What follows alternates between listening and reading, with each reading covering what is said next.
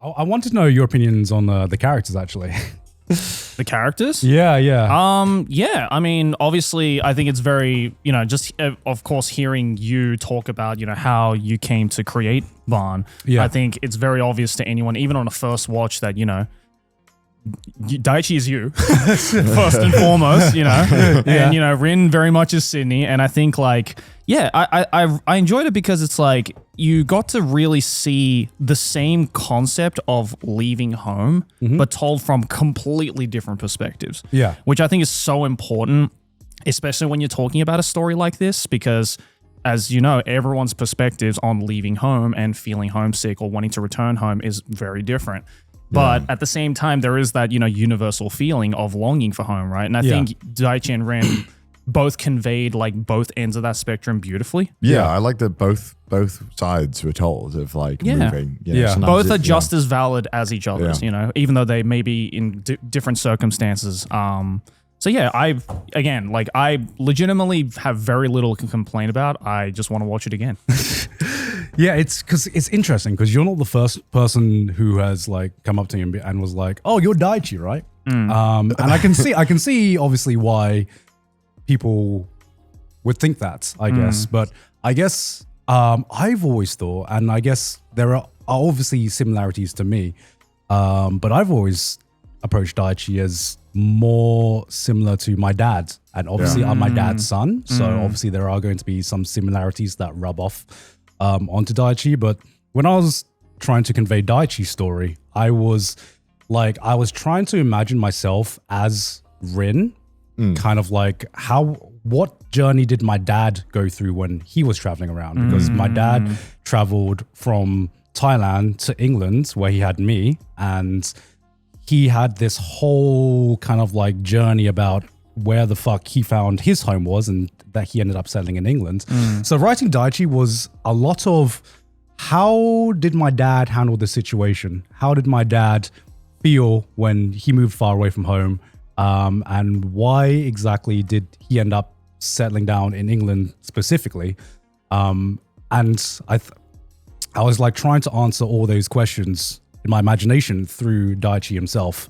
Because the way that, especially when Daichi is older, the way he communicates was very, very much inspired by how my dad communicates, because my dad is, let's just say he's a very loving and sometimes very worrisome dad. But the way he communicates that is not always directly. He has a certain way of communicating his anxieties and his worries for his children, or I should say his child, that isn't always 100% direct. And a lot of the way Daichi handles his relationship with Rin was how I imagined, or how a lot of how my dad handles his relationship with me. So I would say that both Rin and Daichi, there is a part of me in them, but I wouldn't say that either character is a direct one-to-one to me, or it's not a direct one-to-one to anyone. Yeah. I mean, definitely not. I mean, when I said that, Daichi is you in that sense, it's I could definitely see his story being very reflective on your personal story and the way that you viewed your personal story, right? So I think as well the comparison might come from the fact that Daichi is the male main character, and you are a male, so it's I think it doesn't really. I think a lot of people maybe don't really think it beyond that point, but if you actually, as you said, if you look further into it, I can definitely, knowing your dad, I can definitely see parts of your dad. I can definitely see parts of you. But I can see parts of myself as well. Yeah, in Daichi. It's this weird thing where I don't know if maybe other creators have a similar thing, but when you're writing these characters and when you're creating these characters, there's a certain way you see them in your heads where you're okay, this character is going to be like this, or that character is going to be like that. And then especially when making an anime, it passes through so many different people, right? It passes through a character designer, and then an animator, and then a voice actor. And little by little, everyone on the team added a little bit of themselves when they, helped me make this short film, right? So little by little, the characters change just a little bit, like slightly. So they are different from how you initially envision them. But the more that they pass, different people, the more kind of like solidified and real that they get to almost. There was a point where I genuinely started to think of them like real people. It's, even though they were inspired by his story or that story, and eventually you get to this point where the characters are just their own people and are just their own thing. And that moment made me really empathize with a lot of creators who are just like, I don't know how this story is going to turn out, because sometimes you have a plan about how a story is going to turn out, and then you write the characters, and the characters sometimes aren't exactly the way that you envision them to be. And so they kind of like, sometimes there's this character moment and they act a little bit differently from how you initially thought they were going to do it, until you get to that point when writing where you're like, wait, no, this doesn't make sense. They do something different in this scene or this point. And I think like in writing fiction, that is probably like the hardest thing to do, is the fact that it's like, okay, how do you write a character that everybody knows is not real and make it feel real? Yeah. Like that is so much harder to do than it sounds, because again, especially in animation, you're like, that's not a real person. Clearly, that is a drawing. But how do you make it so that by the end of whatever story it is that you're following, how do you make yourself look at that character and go, I can either see myself in that, I can either see someone I know in that, or I can see a person like this existing in real life. Because I'm gonna say this, Connor. There was like a few points where I was just like so fucking proud of you, man. So far, Thanks, I'm gonna gas you up a bit, because there was points in the dubbing session in the directing booth where there would be a line said, and when you were directing, number one, you got like the emotional beats perfectly, but like what also made me like super happy and like super proud that I was like, I fucking knew you could do a great job with this, was there were some points where a line would be said and you'd be like, I don't think Rin would say that, or I don't think Rin would say it like that. And I was like, yo, I didn't even need to say anything. He understands these characters so well. He understood the assignment. No. I was like, oh, thanks, man. I was like, my bro understands my babies. I'm so happy. Because like I said, there'd be so many times in the booth where you'd correct a line, or you'd correct a line read, because you're like, the character would say it like this, and it was always exactly how I understood the characters as well. And it was to me as the creator, it felt like you're like your mate, understanding how, like, what your children are, who they are.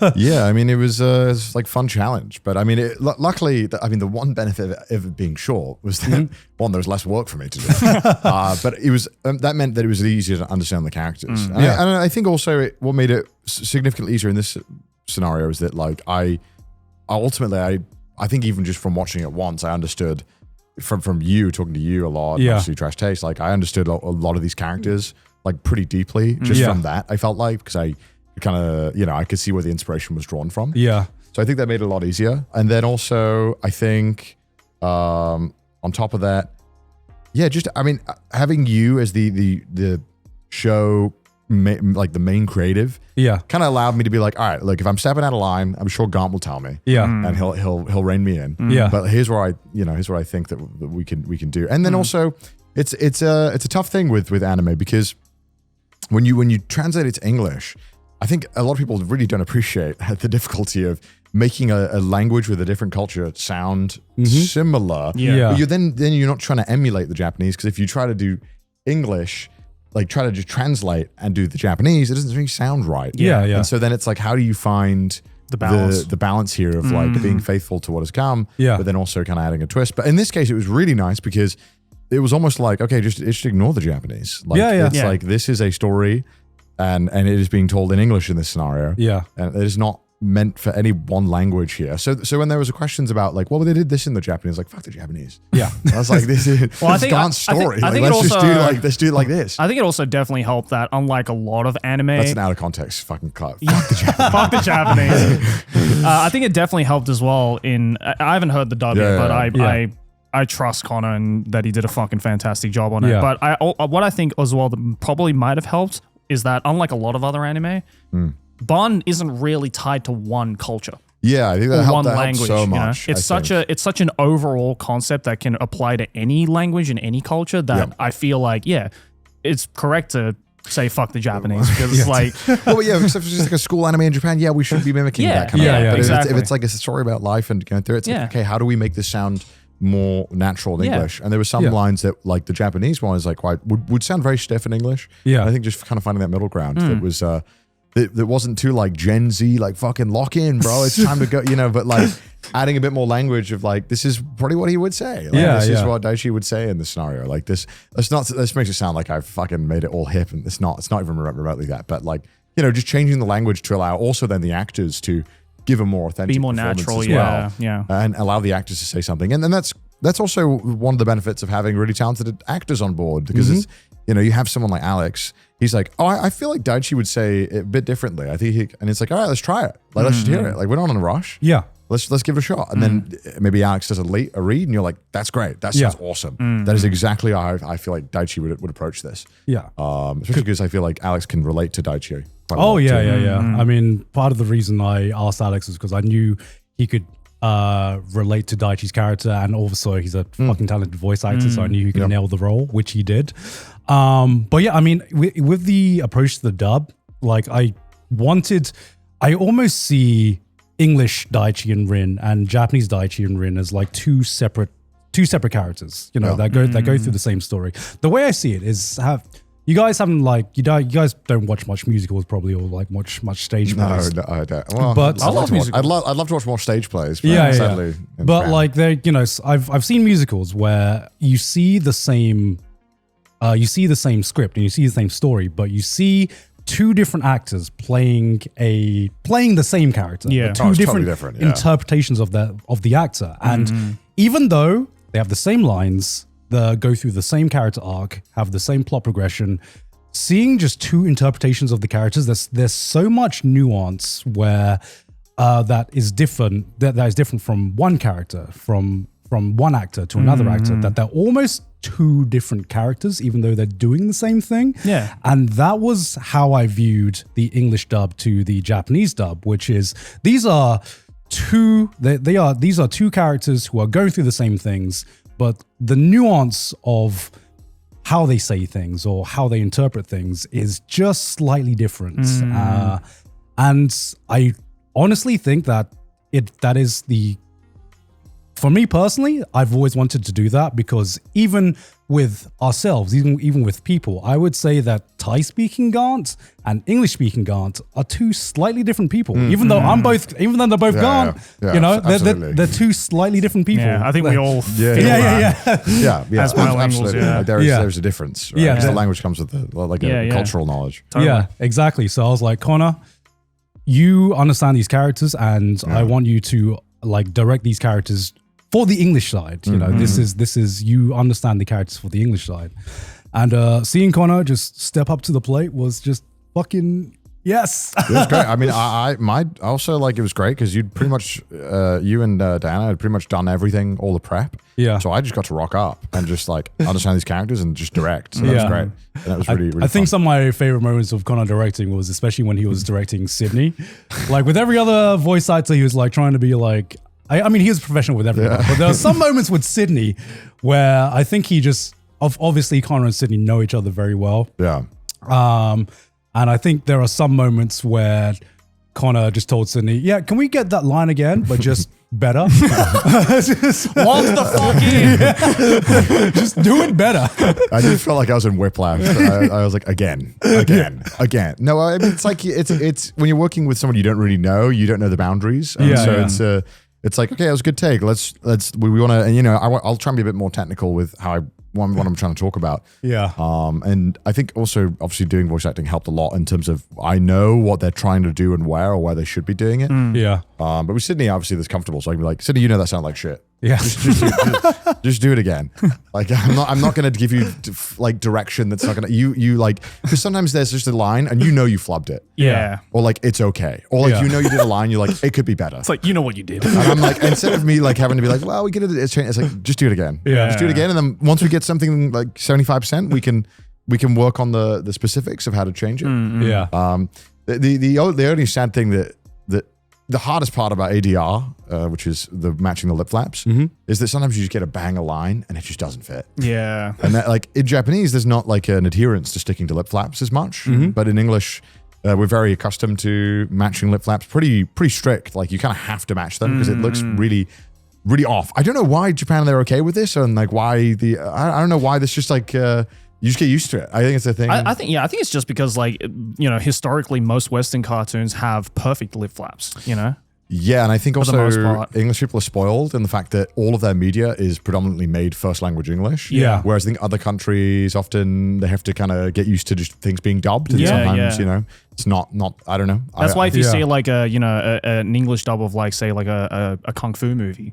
Like people are like less, worried being like, oh, the lip flaps didn't match. It's like, duh, it's not in the original language. But so that's like the major challenge of ADR specifically is that like you just need to get, sometimes the line doesn't allow you the emotion that you want to get, or sometimes you need to just change the words to then get that emotion. And it depends on how strict it is. Luckily in this scenario, we're able to change words around pretty freely. To get that kind of, make sure we can get that performance and we're hitting the right emotional notes. Yeah. Like there was also one scene where obviously Rin gets drunk for the first time. And there's this moment in the booth where Sydney does a line read and Connor's like, Sydney, you were born for this role. I know you can put up the drunkenness more than this. Doing drunk is hard. I can imagine. It's really hard. Without being drunk. Because I said this when we were at the premiere, but like, I watched an interview with, I think it was like Sir McCallan talking about it. And he said that when you play a drunk character, the drunkard never wants to be seen as drunk. Yeah. So when you're drunk in real life, you do everything in your power to look not as sober as drunk. possible. Yeah. And so it's like, but you give things away. Yeah. And so like when you go to be like, it's like, dude, come on, like that's not how a drunk sounds. Yeah. You need to have that kind of that you're hiding something, and that needs to come across, and that's tough. But again, Sydney got that pretty easily.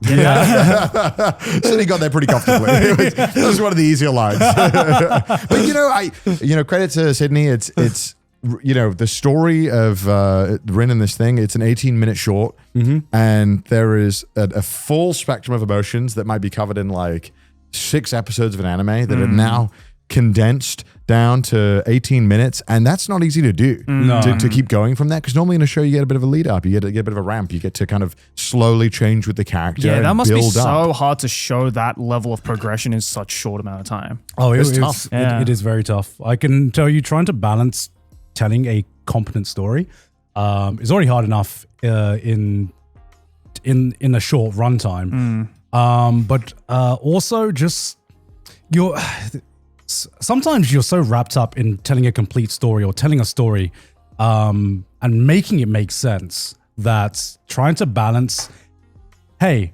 is this story actually entertaining? That was like another challenge that I was like, okay, I know what story I want to tell. Is it entertaining? And that's something that I guess I didn't know, and I couldn't know until I guess people actually watched it and gave me feedback.